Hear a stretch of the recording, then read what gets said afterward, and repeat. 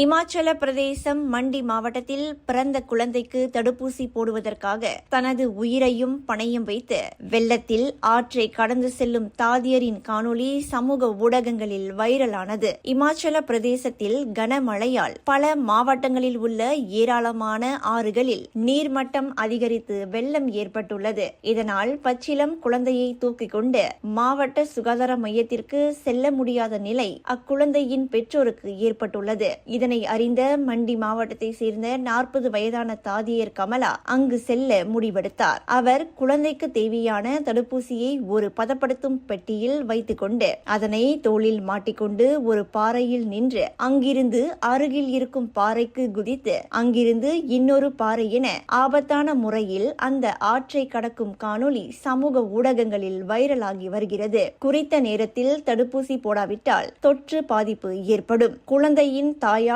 மருத்துவமனைக்கு வர முடியாத நிலையில் வானிலை இருந்ததால் தாம் அங்கு செல்ல நேரிட்டதாக கமலா கூறினார்.